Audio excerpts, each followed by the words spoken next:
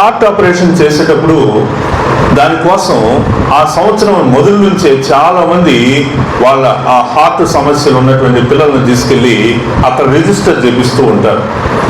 Register చేయించిన తర్వాత November December టైంలో మరి అంతర్జాతీయంగా కొంతమంది డాక్టర్లు వచ్చి వాళ్ళకు ఆపరేషన్ చేసేటువంటి సమయంలో ఈ పిల్లలందరినీ కూడా మరి హార్ట్ సమస్యలు ఉన్నటువంటి, గుండె సమస్యలు ఉన్నటువంటి పిల్లలందరినీ అక్కడికి తీసుకుని వెళ్తారు. వాళ్ళ యొక్క నీ పేరు వచ్చే వరకు ఆ క్యూలో నిలబడే ఉంటారు, అక్కడే కూర్చొని ఉంటారు, అక్కడే భోజనం చేస్తూ ఉంటారు. కొన్నిసార్లు మరి వాళ్ళకి అంటే పరిస్థితులు అనుకూలించకపోయినా కానీ ఎలాగైనా ఆ డాక్టర్ చేత వైద్యం చేయించుకోవాలి అనే ఉద్దేశంతో వెళ్తూ ఉంటారు. ప్రియులారా గమనించండి, ఈ భూలోకంలో ఒక డాక్టర్ గారు వస్తారు అంటేనే, లేకపోతే ఈ యొక్క వ్యాధికి ఏదైనా ఒక గొప్ప వ్యాధి అనేటువంటిది ఉంటే ఆ వ్యాధి నయం అవటానికి మరి డాక్టర్ కోసం ఎదురు చూస్తూ ఉంటారు. మరి ఈరోజు మనం వచ్చినటువంటి కార్యక్రమం కూడా అదే అన్నమాట. ఇది బయట ఉన్న బ్లడ్ క్యాంపులు కానీ లేకపోతే ఏదన్నా ట్రీట్మెంట్ పెడుతున్నామని అనుకోబాకండి. ప్రియులారా గమనించండి, నేను చెప్తున్నది ఏంటంటే క్రీస్తు ప్రభు వారు వచ్చినటువంటి సందర్భాలు కూడా ఇలాంటివే. క్రీస్తు ప్రభు వారు ఈ భూలోకానికి వచ్చేటువంటి సమయానికి యూదులైనటువంటి వాళ్ళ యొక్క పరిస్థితులు ఎలా ఉన్నాయంటే గందరగోళంగా ఉన్నాయి. ఎటు చూసినా వ్యాధులే, ఎటు చూసినా కానీ అనారోగ్య సమస్యలే, ఎటు చూసినా కానీ అప్పులే, ఎటు చూసినా కానీ ఇంకా చెప్పాలంటే డబ్బులు లేక మరి బానిసత్వంలో ఉండేటువంటి వాళ్ళుగా ఉండేటువంటి ప్రజలుగా ఉన్నారు యూదులైనటువంటి వారందరూ. ప్రియులారా ఆ సమయంలో క్రీస్తు ప్రభు వారు జన్మించి ఆయన పెద్దవాడై ఆయన పరిచర్య చేసేటువంటి రోజులు వచ్చినప్పుడు ఆ యొక్క యూదులైనటువంటి వారందరూ చాలా సంతోషపడ్డారు. దేని గురించి సంతోషపడ్డారో తెలుసా? మా కొరకు రక్షకుడు ఉదయించాడు, మా కొరకు దేవుడు మరి మమ్మల్ని ప్రేమించి మా కొరకు ఒక నాయకుడిని పంపించాడు. ఆ నాయకుడు ఏం చేస్తాడు అంటే మమ్మల్ని బాధల్లో నుంచి బయటికి తీసుకొస్తాడు. అంటే వాళ్ళ ఉద్దేశంలో ఒక రాజకీయ నాయకుడు లాంటి ఒక నాయకుడిని తీసుకొచ్చాడు. మనందరం అప్పుడు యూదులందరూ కూడా ఎవరి కింద ఉన్నారంటే రోమీల కింద ఉన్నారు. రోమీల పరిపాలన కింద యూదులు ఉండేటువంటి పరిస్థితిలో ఉన్నారు. అలాంటి పరిస్థితుల్లో వాళ్ళకంటూ ఒక నాయకుడు అనేవాడే లేడనమాట. ఆ నాయకుడే లేనటువంటి సమయంలో ఒక నాయకుడిగా, ఒక లీడర్గా మరి యేసు ప్రభు వారిని ప్రజలు చూస్తూ వచ్చారు. అయితే ఈ నాయకుడు కేవలం ఒక రాజకీయ నాయకుడు లాంటి వాడు కాకుండా ఆయన సత్యాన్ని గురించి మాట్లాడటం, ప్రేమల గురించి మాట్లాడటం, కనికరముల గురించి మాట్లాడటం, దీనులు ఏమైనా జాలిపడటం, తర్వాత స్వస్థపరచటం, ఇలాంటివన్నీ చూసినప్పుడు జనానికి చాలా సంతోషం వేసింది. ప్రభు వారిని చూసినప్పుడు ఆయన బట్టి చాలా సంతోషం కలిగింది. కానీ ప్రజలకి అసలైనటువంటి ఆలోచన, వారి యొక్క బానిసత్వంలో నుంచి విడిపించేటువంటి పరిస్థితులు ఏమైనా ఉన్నాయా అంటే అవిగా కనిపించట్లేదు. ఇంకా ఆ కాడికి ఒకసారి అక్కడ ఉన్నటువంటి ప్రజలు యేసు ప్రభు వారిని రాజుగా చేయాలి అని ఒక కిరీటాన్ని తీసుకొచ్చి ఆయనకు పెట్టబోయారు.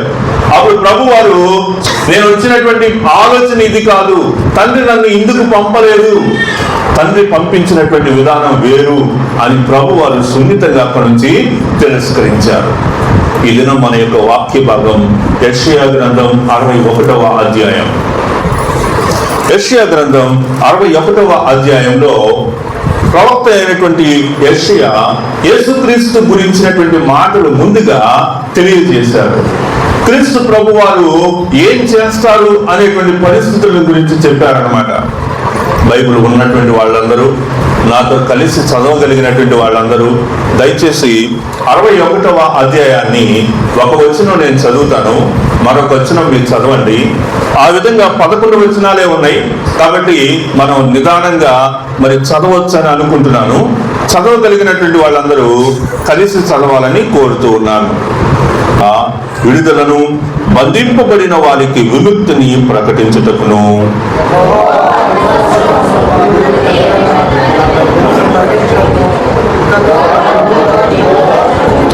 సియోనులో దుఃఖించు వారికి ఉల్లాస వస్త్రములు ధరింప చేయుటకును, బూడిదకు ప్రతిగా పూదండను, దుఃఖమునకు ప్రతిగా ఆనంద తైలమును, భారభరితమైన ఆత్మకు ప్రతిగా స్తుతి వస్త్రమును వారికిచ్చుటకును ఆయన నన్ను పంపి ఉన్నాడు. యెహోవా తన్ను మహిమపరుచుకున్నట్లు నీతి అను మస్తకి వృక్షములనియు యెహోవా నాటిన చెట్లనియు వారికి పేరు పెట్టబడును.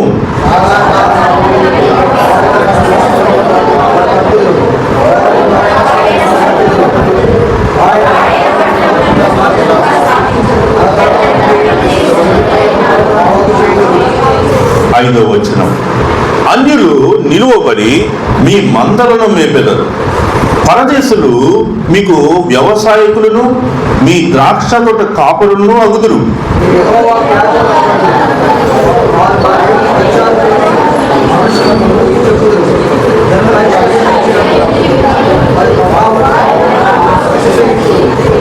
ఏడవ వచనం, మీ అవమానమునకు ప్రతిగా రెట్టింపు ఘనత నొందుదురు, నిందకు ప్రతిగా తాము పొందిన భాగమును అనుభవించి వారు సంతోషింతురు. వారు తమ దేశములో రెట్టింపు భాగమునకు కర్తలగుదురు, నిత్యానందము వారికి కలుగును.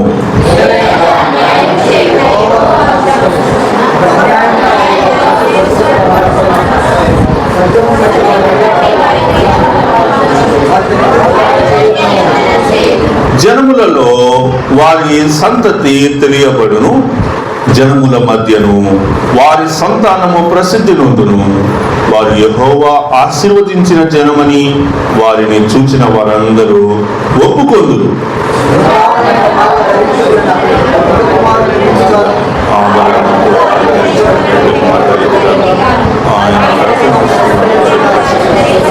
నీతి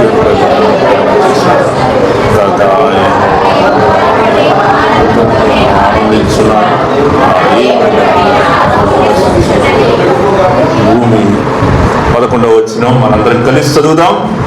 భూమి మొలకను మొలిపించినట్లుగాను తోటలో విత్తబడిన వాటిని అది మొలపించినట్లుగాను నిశ్చయముగా సమస్త జనముల ఎదుట ప్రభువకు యెహోవా నీతిని స్తోత్రమును ఉజ్జీవింపచేయును. ప్రియులారా, చదివినటువంటి వచనాలన్నిటిని బట్టి మనం ఏం అర్థం చేసుకుంటున్నామంటే, క్రీస్తు ప్రభువారు ఎందుకు వచ్చారు, ఆయన రావాల్సినటువంటి విషయం ఏంటి అనే మాటలు మనం ఇక్కడ చూస్తా ఉన్నాం. క్రీస్తు ప్రభువారు ఆయన వచ్చినటువంటి విషయంలో యూదులైనటువంటి వాళ్ళందరూ అప్పట్లో ఏమనుకున్నారంటే, మాకు రాజు వచ్చాడు, మాకు రాజు పుట్టాడు, రాజు వచ్చాడు, ఆయన ఏం చేస్తాడు అంటే మమ్ములను ఇప్పుడు వరకు బాధించినటువంటి ఆ రోమీలందరినీ నాశనం చేస్తాడు. హేరోదు మమ్మల్ని అనుభవిస్తూ వచ్చాడే, ఆ హేరోదుని నాశనం చేస్తాడు. ఇంకా మమ్మల్ని ఎవరెవరైతే హింసిస్తూ వచ్చారో, మమ్మల్ని ఎవరెవరైతే నలకొడుతూ వచ్చారో వాళ్ళందరినీ ఈ రాజు ఏం చేస్తాడు, ఈ నాయకుడు ఏం చేస్తాడు, నాశనం చేసి పారేస్తాడని వాళ్ళందరూ యేసు ప్రభు గురించి మాట్లాడుకుంటూ ఉన్నారు. కానీ క్రీస్తు ప్రభు వారి యొక్క ఆలోచన, క్రీస్తు ప్రభు వారి యొక్క తలంపు, వారి గురించినటువంటి విషయాలు కొంచెం తేడాగా మనకి కనిపిస్తా ఉన్నాయి. ప్రియులారా, ఇక్కడ మనం వాక్యంలో చూసినప్పుడు ప్రభువు ఎందుకు వచ్చాడు ఈ భూలోకానికి అనే విషయాన్ని మనం ఆలోచించుకుంటూ ఈ నవంబర్ 25వ తారీఖు నుంచి డిసెంబర్ 25వ తారీఖు వరకు ఈ నెల రోజుల్లో దాదాపుగా మీ పాస్టర్ గారు ఫోన్లో చెప్పినట్లుగా మరి క్రిస్మస్ కి సంబంధించిన అనేక కార్యక్రమాలు మీరు ఇక్కడ తలపెడతారని చెప్తూ వచ్చారు. ఈ రోజు నుంచి మీరు చేసేటువంటి కార్యక్రమాలు చాలా కార్యక్రమాలు ఉంటాయని మరి పాస్టర్ గారు చెప్తూ వచ్చారు.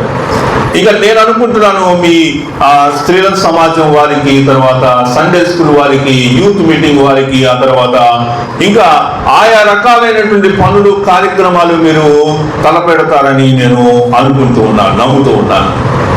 అయితే ప్రియులారా, వాటన్నిటికంటే ఈ క్రిస్మస్ సీజన్లో మనం ఇంకొన్ని విషయాలు కూడా మనం నేర్చుకోవాలి.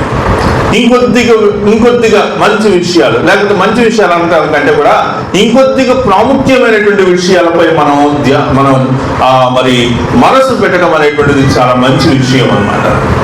ప్రభువారు ఇక్కడ ఏం చెప్తున్నారంటే దీనులకు సువర్తమానము ప్రకటించుటకు యెహోవా నన్ను అభిషేకించెను.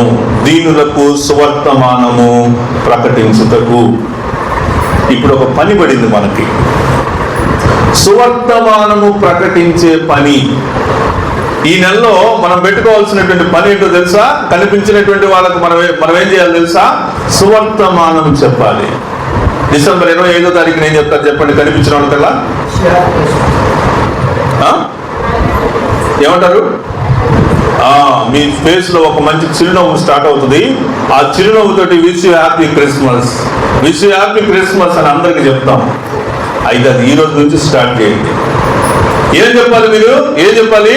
హ్యాపీ క్రిస్మస్ కాదు చెప్పాల్సింది. ఇక్కడ దీనులకు సువర్తమానము ప్రకటించుటకు ప్రభువారు వచ్చినట్లుగానే, ఆయన వచ్చినటువంటి విషయాన్ని మనం చూస్తూ ఉన్నట్లుగానే మనం కూడా ఏం చేయాలా? సువర్తమానము చెప్పాలా. మన పక్కన వాళ్ళని చూసినప్పుడు ఏం చేయాలంటే ఒక చిన్న చిరునవ్వు నవ్వాలి. ఏం చేయాలి చెప్పండి? చిరునవ్వు. మామూలుగా స్త్రీలు చిరునవ్వు నవ్వారంటే దానికి చాలా మీనింగ్ ఉంటుంది కదా. అది ఎల్ఐసి పాలసీ గురించి చెప్తారు, లేకపోతే పెరుగు తెమ్మంటారు, కూర తెమ్మంటారు. ఈ చిరునవ్వుకి కారణం ఏంటో అర్థం కాక సతమతం పడతా ఉంటారు. కానీ ఈ నెల నుంచి మనందరం ఏం చేయాలి? ఒక చిరునవ్వు నవ్వాలి. ఏంటమ్మా ఈ చిరునవ్వు అంటే? ఈ చిరునవ్వు ప్రభు గురించి. ఇక్కడ ఏం చెప్పాలి? మీరు డైరెక్ట్ గా ప్రభు గురించి అని చెప్పకూడదు. నేను ఒక విషయం చెప్పాలనుకుంటున్నాను, మీకు ఎప్పటి నుంచో మీతో మాట్లాడాలనుకుంటున్నాను, ఒక విషయం చెప్పాలనుకుంటున్నాను. ఏంటి ఆ విషయం?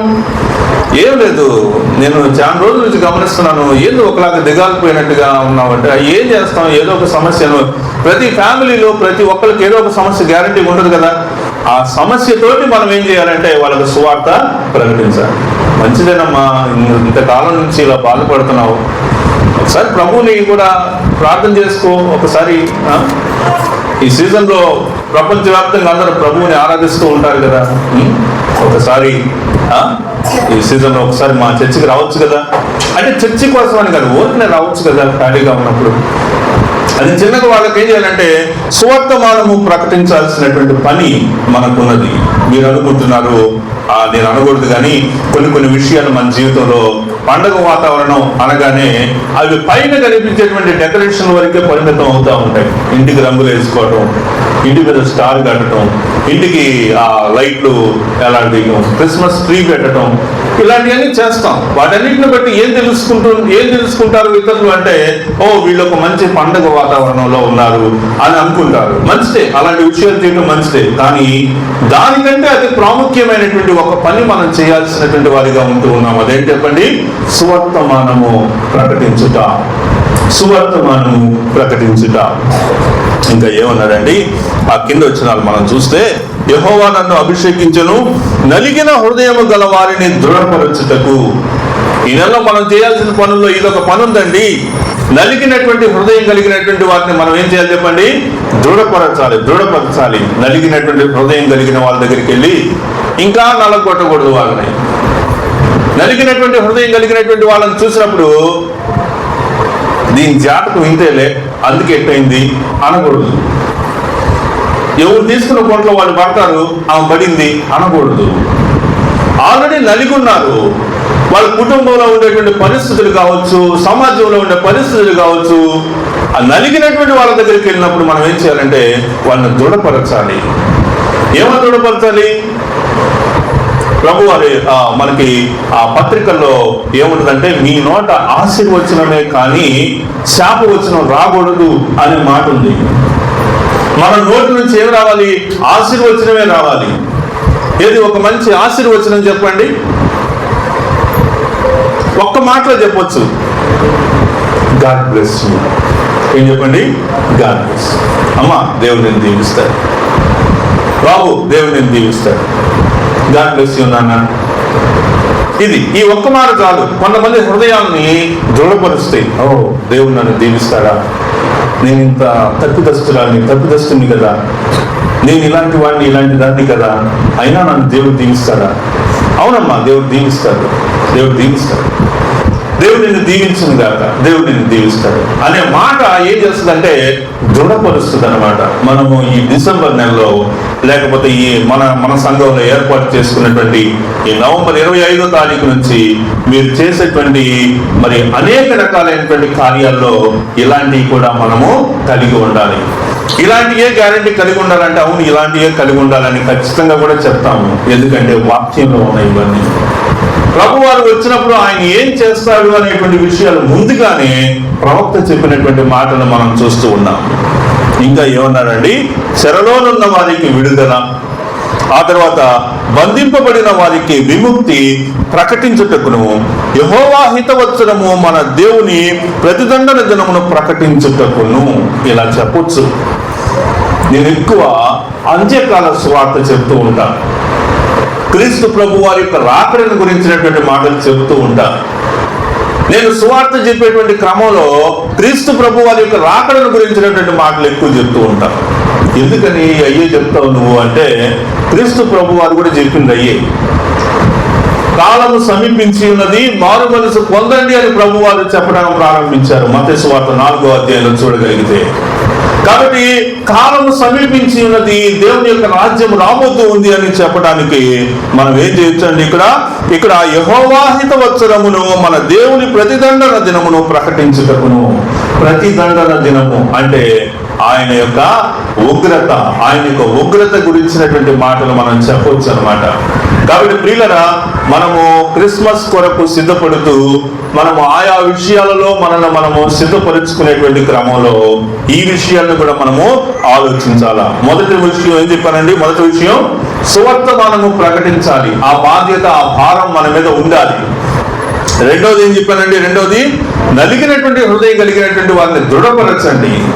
ఆ తర్వాత నేను కొన్ని విషయాలు చెప్తూ కిందకు వస్తూ ఉన్నాను. చూడండి, దుఃఖాక్రాంతులందరినీ ఓదార్చుటకును, సియోన్లో దుఃఖించు వారికి ఉల్లాస వస్త్రము ధరింపు చేయుటకును. ఆ కింద కొన్ని మాటలు ఉన్నాయి చూడండి, డైరెక్ట్ గా రాశాడనమాట. బూడిదకు ప్రతిగా పూదండను. ఇక్కడ అన్ని పూలే కనిపిస్తున్నాయి. పూలు, అక్కడ ఒక పువ్వు, అక్కడ ఒక పువ్వు, ఇంకా దాంట్లో పూలు, అక్కడ పూలు, అది దాంట్లో పూలు, ఆ లైట్లో కూడా పూలే, అక్కడ కూడా పూలే, లోపల కూడా పూలే ఉన్నాయి, అన్ని పూలు. బూడిద లేదండి ఎక్కడ, కొద్దిగా ఎక్కడ బూడిద రాశాడా, ఎక్కడ బూడిద లేదండి, పూలే, అన్ని పువ్వులే ఉన్నాయి. ఎందుకని? పువ్వులు, బూడిద, ఈ రెండింటిని మనం పక్క పక్కన పెడితే బూడిద అనేటువంటిది ఏంటంటే, వాక్య భాగంలో నుంచి కనుక మనం బూడిద గురించి చూస్తే దుఃఖం, నాశనం, కష్టం, ఇరుకు, ఇబ్బంది, ఇలాంటివన్నీ పాత నిబంధన గ్రంథంలో చూడొచ్చు మనం. మొర్దెకై ఏం చేస్తున్నాడంటే, అతను కలిగినటువంటి కష్టాన్ని బట్టి తన యొక్క వస్త్రాలు మార్చేసుకొని గోనెపట్టు వస్త్రాలను ధరించుకొని పైన బూడిద చల్లుకొని రోడ్డు మధ్యలో లేకపోతే ఆ వీధి మధ్యలో కూర్చొని ప్రలాపిస్తూ ఉన్నాడు. అయ్యో అయ్యో దేవా, నాకు ఇలా జరిగింది, మాకు ఇలా జరిగింది అని ప్రలాపించేటువంటి దినాలు. ఆ ప్రలాపించేటువంటి సమయాలు దేనికి చిహ్నంగా ఉన్నాయి అంటే బూడిదకు చిహ్నంగా ఉన్నాయి, బూడిదకు చిహ్నంగా ఉన్నాయి. కాబట్టి దేవుడు ఏం చేస్తున్నాడంటే, ఆ బూడిదకు ప్రతిగా పూదండను ఇస్తాను, పూదండ. అందుకే ఎవరైనా గెస్ట్లు వస్తే, పోనీ రాజకీయ నాయకులు ఎవరైనా మన ఏరియాకు వస్తే మీరేం చేస్తారండి, మీరు దండ తీసుకెళ్ళి దండేస్తారు వాళ్ళ మెడలో. ఎందుకని దండేస్తారు? కొంచెం కొంత బూడిద తీసుకెళ్ళి ఇవ్వచ్చుగా. అయ్యా మా పరిస్థితులు ఎంత దయనీయంగా ఉన్నాయి, చూడు ఈ బూడిద చూడు అని అంటామా? అనంగా ఏం చేస్తాం, ఏకంగా దండ తీసుకెళ్తాం. చిన్న దండ సరిపోదనుకుంటే పెద్ద దండ తీసుకెళ్ళేస్తాం. ప్రియులరా, ఇక్కడ సమాధానం ఏం జరుగుతుందంటే, మన యొక్క స్థితిగతులు బూడిదలాగా ఉంటే ప్రభు వారి యొక్క రాకడ ఏం చేసిందంటే, అంటే క్రీస్తు ప్రభు వారు జన్మించినటువంటి స్థితిగతులు ఏం చేసినాయి అంటే పూదండను ఇచ్చినటువంటి స్థితిని తెలియజేసినాయి. అందుకే పువ్వు ఇస్తారు కదా, పువ్వు ఇస్తారు. మీరు ఎప్పుడన్నా పువ్వు ఇచ్చారు ఎవరికన్నా? ప్రభు పువ్వు ఇచ్చారా? ఇచ్చారు ఎప్పుడన్నా? పువ్వు ఇచ్చారు ఎవరికన్నా? పువ్వు పువ్వు అంటేనే, ఫ్లవర్ అంటేనే దాంట్లో ఏముందంటే దాంట్లో మాధుర్యం అనేటువంటిది ఉంది. ఫ్లవర్ అంటేనే ఒక మాధుర్యం అనేటువంటి విషయం తెలియజేస్తాం. ఫ్లవరిష్ అనేటువంటి మాట వాడతారు. అంటే సంపన్నత అనేటువంటిది వచ్చినప్పుడు దాన్ని ఫ్లవరిష్నెస్ అంటారు. కాబట్టి ప్రియులను గమనించండి, ఆ బూడిద అనేటువంటిది తొలగించి పూదండ ఇస్తాడు దేవుడు. అదేవిధంగా మనం కూడా ఏం చేయొచ్చు అంటే వేదనల్లో, బాధల్లో, ఇరుకుల్లో, ఇబ్బందుల్లో ఉండేటువంటి వాళ్ళని చూసి వాళ్ళకేం చేయాలా, సహాయపడుతూ ఉండాలి. ఈ యొక్క సీజన్లో మనం ఎక్కువగా చేయాల్సినటువంటి పనులు, ఈ సీజన్ ఒక్కటే కాదండి, కానీ ఈ సీజన్ ద్వారా మనం ప్రారంభించవచ్చు అలాంటి విషయాలు అనేటువంటివి తెలియజేస్తా ఉన్నారు. మనం ముందుకెళ్దాం. చూడండి, ఇంకా మీరు అవన్నీ కింద చదవచ్చు. దుఃఖమునకు ప్రతిగా ఆనంద తైలమును, బాధభరితమైన ఆత్మకు ప్రతిగా స్తుతి వస్త్రమును వారికి ఇచ్చుటకు ఆయన నన్ను పంపి ఉన్నాడు. క్రీస్తు ప్రభు వారు ఎందుకు వచ్చారు, ఆయన రావడానికి కలిగినటువంటి కారణం ఏంటి అనే విషయాలు మనం చూసినప్పుడు ఈ విషయాలన్నీ కూడా కనిపిస్తా ఉన్నాయి. ప్రియులరా, మరి క్రీస్తు ప్రభు వారు ఆయన ఎందుకు వచ్చారు అనేటువంటి విషయాలను మనం గమనిస్తూ ఉన్నాము. మనం ఒక కార్యాచరణ మనం చేయబోతూ ఉన్నాము. మన యొక్క కుటుంబాన్ని మనం చక్కదిద్దుకోవాల్సినటువంటి వారిగా ఉంటూ ఉన్నాము. కేవలం భౌతికపరమైనటువంటి ఉద్దేశాలే కాదు, కానీ అసలైనటువంటి విషయాలు, అందులోనూ దేవుని యొక్క వాక్యంలో రాయబడినటువంటి విషయాల్ని మనము ఫాలో అవ్వాలి, వాటిని మనం అనుకరించాలి, వాటిని మనం చేయాలి అని వాక్యం మనకు తెలియజేస్తా ఉంది. అప్పుడు ఏం జరిగిందండి? అలా చేస్తే ఏమైంది? ఎలాగా? ఇలా బూడిదకు ప్రతిగా పూదండ ఇస్తే ఏమైంది? మీరు మరి ఆ వాక్యంలో చెప్పినట్లుగా సువర్తమానం ప్రకటిస్తే ఏమైంది? మీరు మరి ఆ విరిగి నలిగినటువంటి, అంటే మనం ఇందాక చూసినటువంటి విషయాన్ని బట్టి ఏమన్నాను నేను, నలిగినటువంటి హృదయాన్ని దృఢపరిస్తే ఏమవుతుంది? కింద రాశారు ఆ మాటలని చూడండి. ఏమన్నాడంటే చాలా కాలము నుండి 4వ వచనం, పాడుగానున్న స్థలములను వారు కట్టుదురు. దేవుడు ఏం చేస్తాడంటే, క్రీస్తు ప్రభు వారు ఆయన ఈ భూలోకానికి వచ్చినటువంటి విషయాల్లో రెస్టోరేషన్ కనిపిస్తా ఉంది. నలిగిపోయినటువంటి, విరిగిపోయినటువంటి పరిస్థితులను ఆయన తిరిగి నిర్మించేటువంటి వారిగా మనకి కనిపిస్తా ఉన్నాడు. కేవలం క్రిస్మస్ అంటే ఒక పండగ మాత్రమే కాదండి. పండగ వరకు మాత్రమే మనం ఆలోచిస్తే ప్రతి సంవత్సరం పండగ వస్తుంది, పండగ దాటిపోతుంది, మళ్ళీ పండగ వస్తుంది. కానీ ఒక హృదయాన్ని దృఢపరిస్తే, ఒకరికి సువార్త ప్రకటిస్తే, ఒకరికి దేవుని గురించినటువంటి మాటలు చెబితే అవి వాళ్ళలో జీవింపచేస్తాయి. వాళ్ళు ప్రభు దగ్గరికి వస్తారు. వాళ్ళు అలా రావడం వల్ల తిరిగి కట్టబడేటువంటి స్థితిగతులు మనకి కనిపిస్తా ఉన్నాయి.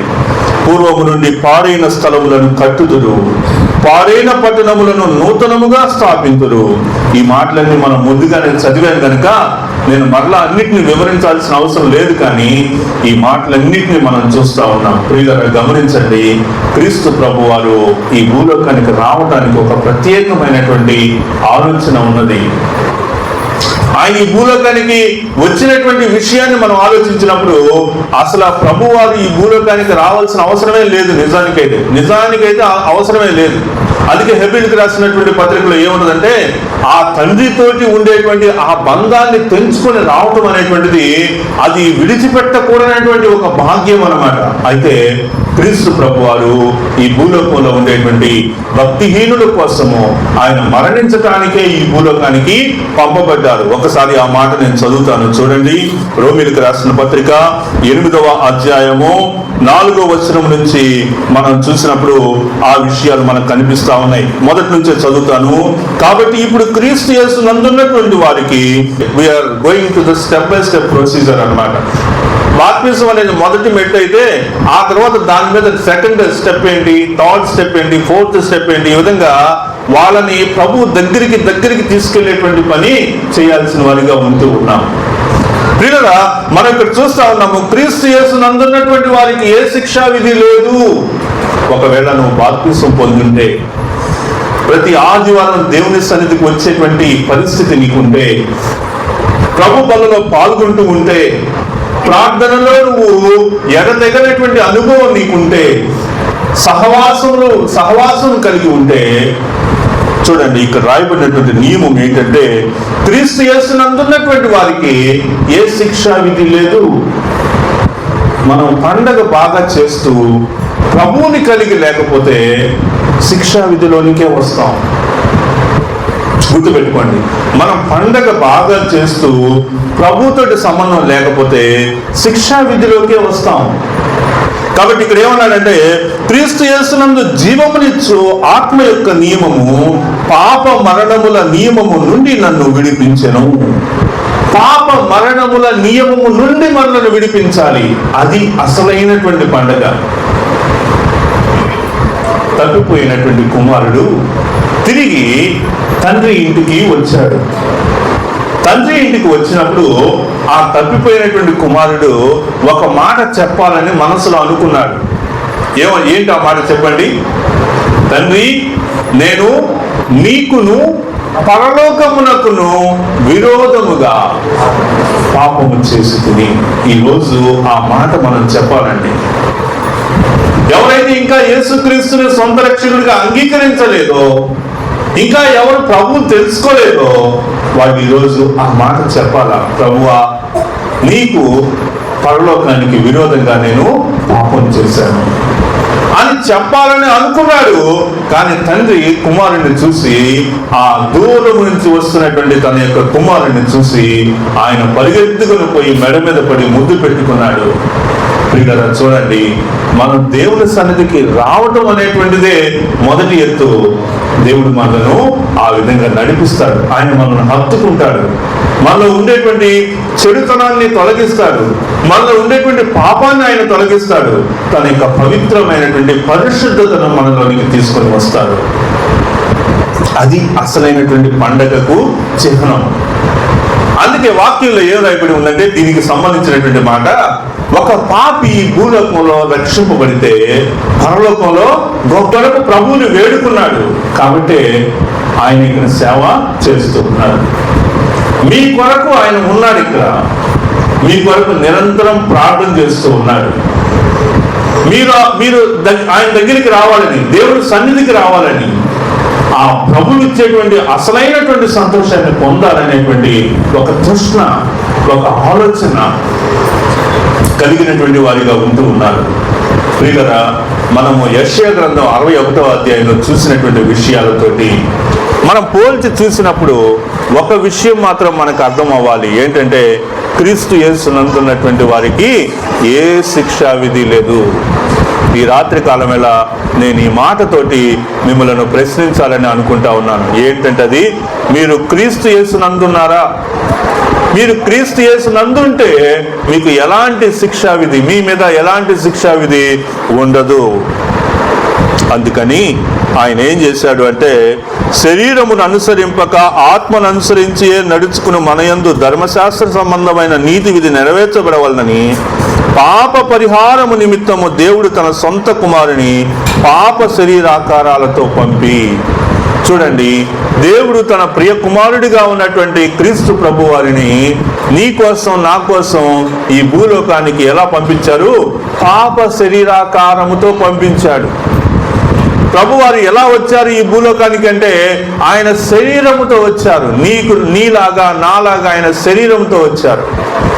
ఉదాహరణకి ఇలా అనుకుందాం, దేవుడు ఆకాశం నుంచి యేసుక్రీస్తు ప్రభువారు ఒక గొప్ప వెలుగు వలె ఆయన అకస్మాత్తుగా భూమి మీదకి వచ్చాడు అనుకోండి, ఏమై ఉండేది? జనం అంతా గడగడగడ వణుకుంటా, అయ్యా దేవుడు నువ్వే అని చెప్పేసి అందరూ నమ్మేస్తారు. అందరూ ఏం చేస్తారు? నమ్మేస్తారు. దేన్ని బట్టి నమ్ముతారు? ప్రేమను బట్టి కాదు, భయమును బట్టి నమ్ముతారు. కానీ దేవుడు భయముతోటి నమ్మేది కోరుకోలేదు. ఆయన దేన్ని బట్టి మనం ఆయన దగ్గరికి రావాలి అంటే, ఆయన చూపినటువంటి ప్రేమను బట్టి రావాలి. ప్రేమను బట్టి రావాలి. దేవుడు లోకముని ఎంతో ప్రేమించెను, ఆయన తన అద్వితీయ కుమారునిగా పుట్టిన వాని యందు విశ్వాసముంచు ప్రతివాడు నశింపక నిత్య జీవము పొందినట్లు ఆయనను అనుగ్రహించెను. కాబట్టి క్రీస్తు ప్రభు వారు మన కొరకు ఆయన శరీరముతోటి పంపబడ్డారు. కానీ ఆయన నిత్యము దేవుడే. ఆయన శరీరంతోటి పంపబడ్డారు. కేవలం ఆయన ఎందుకు శరీరంతో పంపబడ్డారు అంటే చూడండి, ఇక్కడ పంపి ఆయన శరీరమందు పాపమునకు శిక్ష విధించెను. ఆయన శరీరమునకు శిక్ష విధింపబడింది. ప్రియులరా, మనము ఈ రాత్రి కాలం వేళ నేర్చుకునేటువంటి విషయాల్లో నేనేం ఆలోచిస్తున్నాను మీ గురించి, ఈ వాక్యం ద్వారా నేనేం ఆలోచిస్తున్నాను అంటే, ప్రతి సంవత్సరం చేసినట్లుగానే క్రిస్మస్ చేయటం కాదు, కానీ ఈ సంవత్సరం మనం కొంత మార్పు అనేటువంటి చేసుకోవాలి అని కోరుతూ ఉన్నాను. ప్రియులారా, గమనించండి, కేవలం మన సంఘంలో చేసేటువంటి విషయాలు అయినప్పటికీ కూడా ప్రభువారు ఎందుకు ఈ భూలోకానికి పంపబడ్డారు, ఆయన ఎలా వచ్చారు, ఆయన ఏమి బోధించారు, ఆయన ఎలాంటి కార్యాలు చేసినటువంటి వారిగా ఉన్నారో మనం గమనించినప్పుడు మాత్రమే ఆ నిజమైనటువంటి ప్రేమను మనం కూడా చూపించగలం. ఆయన ఎలా వచ్చారు ఈ భూలోకానికి అని చూసినప్పుడు మనం రోమీలకు రాసిన పత్రిక 8వ అధ్యాయం ప్రకారంగా ఆయన ఎలా పంపబడ్డాడండి? శరీరముతోటి పంపబడ్డారు. అయితే ఆ శరీరానికి శిక్ష విధింపబడింది.